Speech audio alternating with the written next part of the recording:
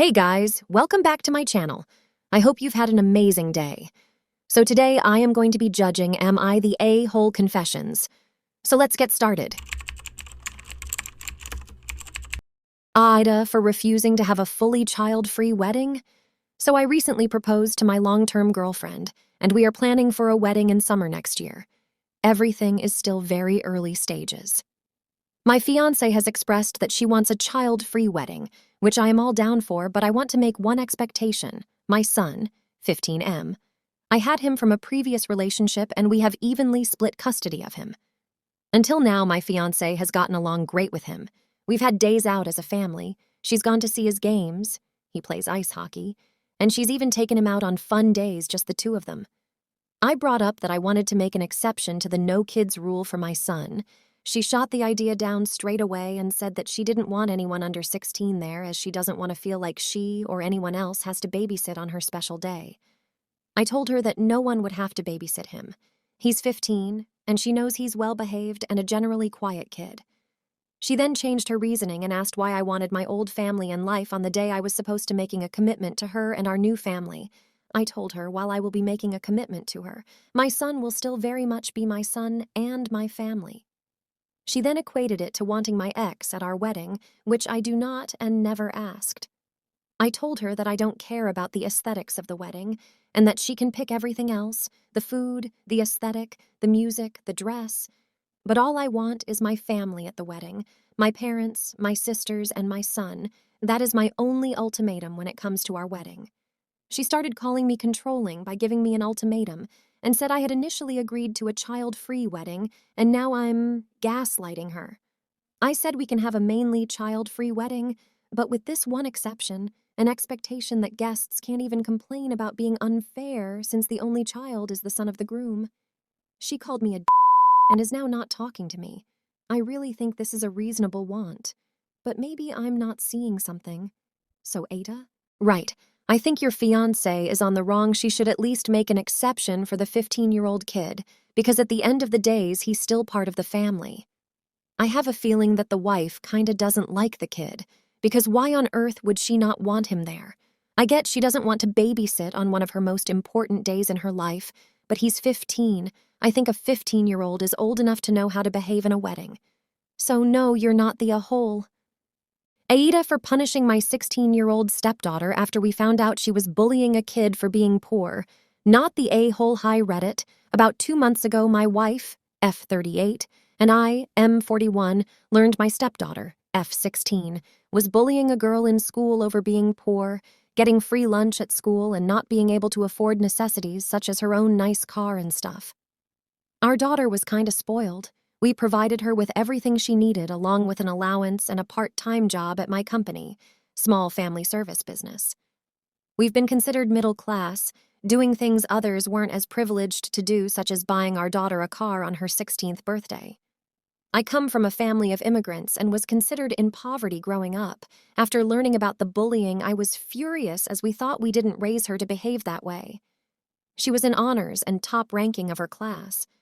I tried to talk to our daughter over why she would do that, and I was disturbed to learn it was because she viewed that girl as trailer trash, which irritated me. The girl, from what I learned, is very smart and works hard. She bought her own beater car by herself and works 2 jobs. She considered the money our family had as our family's money, so I put her in her place and told her that it was not her money, but her mom and I's money. I decided from that point I was spoiling my daughter too much. We ended up taking away her latest iPhone and replacing it with my old iPhone 8 by switching phones with me, with a talk and text plan. We took away her family credit card, sold her car, along with her MacBook and other luxuries.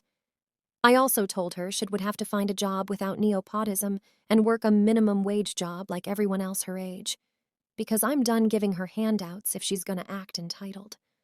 Fast forward 2 months later, she is working at a fast food restaurant with us driving her around.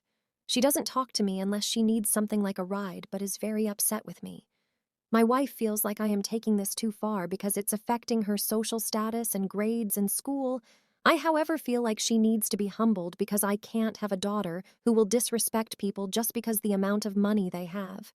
I also feel that her behaving this way will affect her younger sister, F12, and how she perceives the world. Aita for punishing my 16-year-old stepdaughter after we found out she was bullying a kid for being poor. He did a great job dealing with that spoiled girl, because no one should be shamed or bullied for not being able to afford things that most people afford to buy.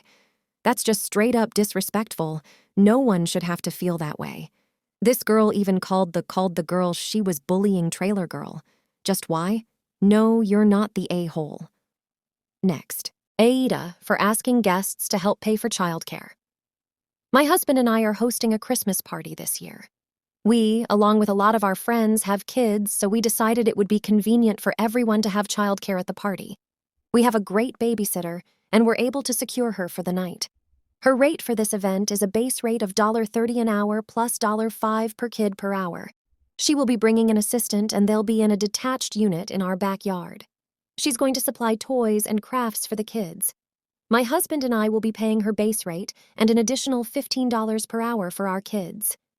We told everyone that we'll have childcare at the event and told everyone it's $6 per kid per hour.